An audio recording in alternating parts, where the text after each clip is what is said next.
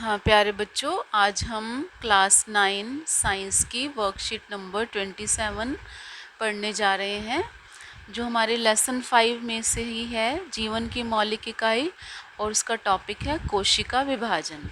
जैसा कि हमें नाम से पता चलता है, कोशिका विभाजन से अभिप्राय है कि कोशिका का टूटकर दो या दो से अधिक कोशिकाओं में परिवर्तित हो जाना। अगर हम थोड़ा डेफिनेशन को देखते हैं कि जो कोशिका विभाजन है, जब एक कोशिका विभाजित होकर दो या दो से अधिक कोशिकाएं उत्पन्न करती है तो उसे कोशिका विभाजन कहते हैं। फिर से देख लें कि जब एक कोशिका विभाजित होकर दो या दो से अधिक कोशिकाएं उत्पन्न करती है तो उसे कोशिका विभाजन कहते हैं। ये तो इसकी परिभाषा हो गई। अगर आपसे पूछा जाए कोशिका विभाजन किसे कहते हैं या कोशिका विभाजन से क्या अभिप्राय है, तो आप ये लिखेंगे। फिर अगली बात ये है कि कोशिका विभाजन किस लिए होता है, उसका उद्देश्य क्या है। कोशिका विभाजन के 3 उद्देश्य होते हैं। पहला पॉइंट ये आएगा कि जीवों में शरीर की वृद्धि और विकास के लिए, जैसे छोटा बच्चा है वो बड़ा होता है, छोटे से हम बड़े होते हैं, पौधे छोटे से बड़े होते हैं, तो सभी जीवों में ये शरीर की वृद्धि होती है और विकास होता है। वो किसके द्वारा होता है? वो कोशिका विभाजन के द्वारा ही संभव होता है। दूसरी बात, इस क्रिया से फलस्वरूप घाव भी भरते हैं। इस क्रिया के फलस्वरूप घाव भी भरते हैं। यानी अगर हमारे शरीर में कोई चोट लग जाती है, कोई टूट फूट हो जाती है, तो उसकी मरम्मत का काम भी कोशिका विभाजन के द्वारा ही होता है। और तीसरी बात है कि कोशिका विभाजन के द्वारा युग्मक बनते हैं। तो ये 3 मुख्य उद्देश्य हैं कोशिका विभाजन के: शरीर की वृद्धि और विकास के लिए, टूट फूट की मरम्मत के लिए, और युग्मक बनाने के लिए कोशिका विभाजन होता है। अगली बात हमें जो समझनी है वो ये है कि जो कोशिका विभाजित होती है उसे हम कहते हैं मातृकोशिका। विभाजित होने वाली कोशिका को कहा जाता है मातृकोशिका।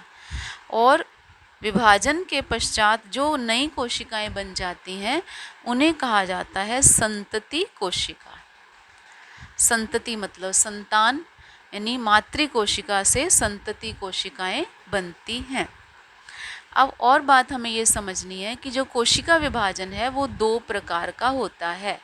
कौन कौन सा होता है? पहला है समसूत्री कोशिका विभाजन, दूसरा है अर्धसूत्री कोशिका विभाजन।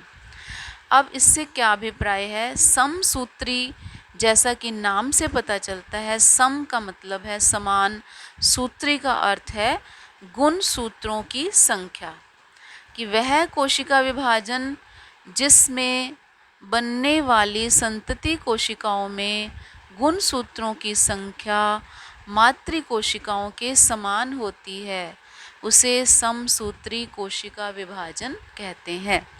हम इसको चित्र द्वारा समझेंगे। जैसे हमें यहाँ दिखा रखा है कि ये एक मातृ कोशिका है और इससे विभाजन के पश्चात 2 संतति कोशिकाएं बन रही हैं। अब हम ये देख रहे हैं कि मातृ कोशिका में 2 गुणसूत्र थे और प्रत्येक संतति कोशिका में भी 2-2 गुणसूत्र ही हैं, यानी गुणसूत्रों की संख्या समान है मातृ कोशिका की और संतति कोशिका की। तो इसलिए हम इसको समसूत्री कोशिका विभाजन भी कहते हैं। अब जो समसूत्री कोशिका विभाजन है उसके बारे में हमको 3 मुख्य बातें समझनी है। पहली बात, समसूत्री कोशिका विभाजन में 2 संतति कोशिकाएं बनती हैं। दूसरी बात, समसूत्री कोशिका विभाजन में गुण सूत्रों की संख्या समान रहती है। किस किस की? मातृ कोशिका की और संतति कोशिका में गुण सूत्रों की संख्या समान रहती है।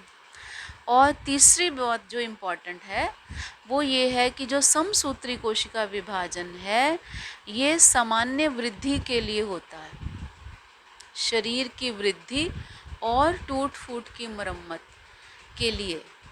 समसूत्री विभाजन होता है। जो हमारे शरीर की सामान्य कोशिकाएं हैं, जो जितना शरीर हमको हाथ पैर जो भी हमारे शरीर के भाग हैं उन सब में जो वृद्धि होती है, टूट फूट की मरम्मत होती है, वो समसूत्री कोशिका विभाजन के द्वारा ही होती है। तो ये 3 बातें हमको समझनी है।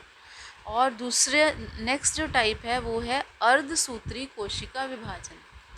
जैसा कि नाम से पता चलता है, अर्ध का मतलब आधा, सूत्री मतलब गुण सूत्रों की संख्या।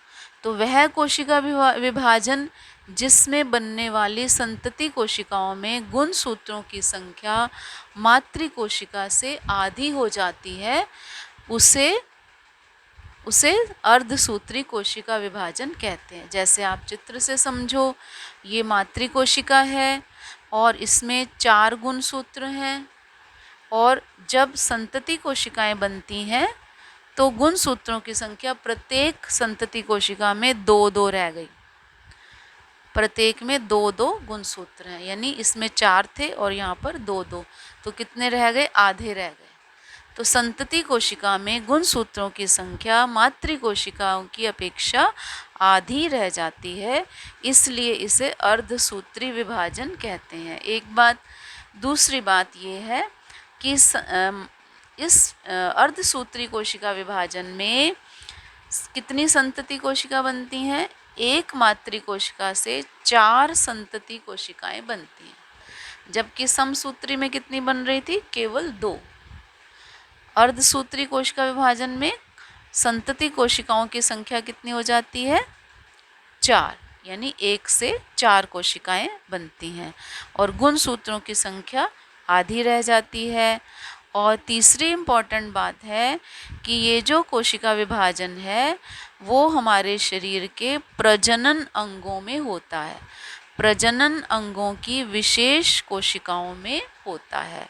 प्रजनन मतलब संतान को उत्पन्न करना। सभी जीव संतान उत्पन्न करते हैं, जनन करते हैं। जनन करने के लिए जो विशेष कोशिकाएं होती हैं उन्हें हम जनन कोशिकाएं कहते हैं, और उन जनन कोशिकाओं में अर्धसूत्री कोशिका विभाजन होता है और उसके फलस्वरूप युग्मक बनते हैं। ये बात हमने ऊपर भी कही थी और यहाँ भी हम समझ रहे हैं कि अर्धसूत्री कोशिका विभाजन जनन अंगों की विशेष कोशिकाओं में होता है, जिसके फलस्वरूप युग्मक बनते हैं। और ये युग्मक 2 प्रकार के होते हैं, नर युग्मक और मादा युग्मक। नर के शरीर में नर युग्मक उत्पन्न होते हैं और मादा के शरीर में मादा युग्मक उत्पन्न होते हैं। तो इस प्रकार हम इस चित्र को भी समझना है। ये चित्र हमको बनाकर भी देखना है, कॉपी में बनाना है। ये दोनों चित्र बनाने हैं और इन दोनों प्रकार के विभाजन में हमको अंतर भी समझना है। और कोशिका विभाजन क्या होता है, इसका क्या महत्व है, क्यों होता है, ये भी हमको सारा समझना है। अब हम प्रश्न उत्तर की बात करें तो पहला प्रश्न है, कोशिका विभाजन का जीवों में क्या महत्व है? तो वही 3 बातें जो आपको मैंने यहाँ बताई थी। कोशिका विभाजन के द्वारा शरीर की वृद्धि होती है, टूट फूट की मरम्मत होती है और युग्मक का निर्माण होता है। ये 3 पॉइंट आपको इसमें लिखने हैं। नेक्स्ट क्वेश्चन है, अर्धसूत्री कोशिका विभाजन कहाँ होता है? अभी हमने समझा कि अर्धसूत्री कोशिका विभाजन प्रजनन अंगों की विशेष कोशिकाओं में होता है, ये लिखना आपको। और इसमें बनने वाली संतति कोशिकाओं से क्या बनता है? इससे युग्मक बनते हैं, नर युग्मक और मादा युग्मक। नेक्स्ट क्वेश्चन है, मानव कोशिकाओं में 46 गुणसूत्र होते हैं। 46 मानव कोशिका में 46 गुणसूत्र होते हैं। तो अर्धसूत्री कोशिका विभाजन में बनने वाली संतति कोशिका में कितने गुणसूत्र होंगे? तो 46 का आधा करेंगे तो 23। तो 23 गुणसूत्र प्रत्येक संतति कोशिका में पाए जाएंगे मानव के अंदर। फिर नेक्स्ट है, कोशिका विभाजन किसे कहते हैं? इसमें आपको डेफिनेशन जो आपको मैंने शुरू में बताई थी परिभाषा, वो लिख देनी है। कोशिका विभाजन किसे कहते हैं? इस प्रकार आप इसको अच्छे प्रकार से कॉपी में लिखना भी है और इसको लर्न भी करना है। Thank you.